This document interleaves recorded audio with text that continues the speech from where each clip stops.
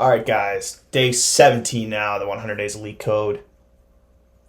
It's been fun so far. It's been a lot of fun. And today's going to be another good problem. It's dynamic programming problem. I think it's a good way to sort of learn dynamic programming. I know dynamic programming is very difficult. I'm still not 100% comfortable with it. But let's get into this problem. If you've been enjoying these videos, please like, subscribe. But without further ado, let's read the problem. So, you are a professional robber planning to rob houses along a street. Each house has a certain amount of money stashed. The only constraint stopping you from robbing all of them is that adjacent houses have security systems connected and it will automatically contact the police if two adjacent houses were broken into on the same night. So basically, you can't rob adjacent houses. Now, houses are represented in an array, so each house is a separate index in the array, and then the number that's actually there is the amount of money that you can rob from that house. So you want to find out the maximum amount of money that you can rob without alerting the police. So here, the output is 4 because you can rob house 1 and then house 3, and that's 4. Here explains it. 12, you rob house 1, house 3, house 5, and you get 12. So we're going to break this down a little bit on the iPad, and then we'll go code it. Let's go.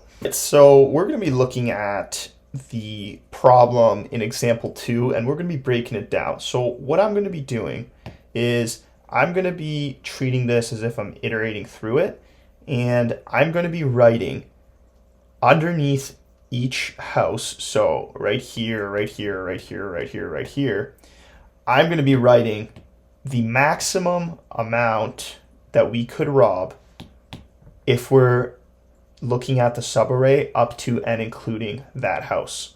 So let's first look at this subarray. So just 2.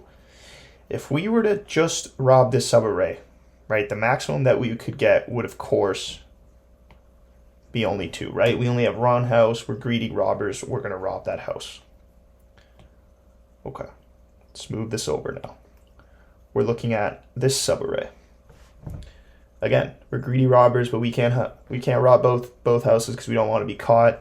What's the maximum that we can rob? Well, 7 is greater than 2. We can only rob one of these houses. We're going to rob 7, right? That's the maximum that we can rob. But now we have a subarray with 3 houses. So we face a choice. We can hit this house and get 7, or we can rob both of these houses and make 11. And again, we're very greedy robbers. We're going to rob those 2 houses. And right now our stash is 11. Okay. So now we go over to the next house. So here we have a situation. We can either rob 2 or 9 and have 11, or we can rob the current house that we're at plus the house 2 houses prior and get 10. Well, 10 is less than 11, so the maximum that we can rob here is 11, right? So we wouldn't rob this house. And now, if we look at the entire array, we can rob this house and then simply add it to the 11 that we had because we're not robbing this house anyway.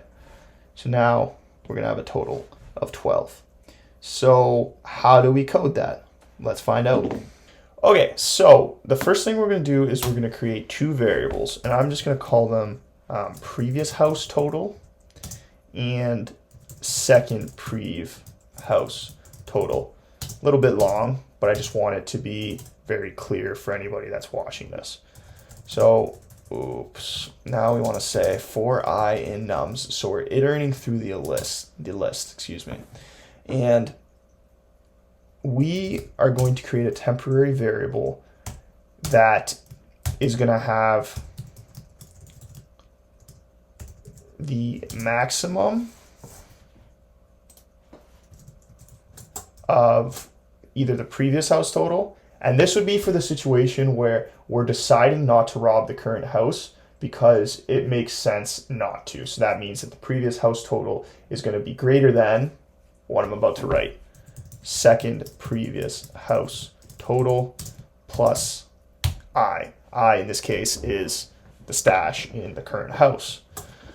And that's pretty much that's pretty much it. All we have to do now is just update the two values. So now we're just going to say that the second prev house total is equal to previous house total, and previous house total is now equal to temp.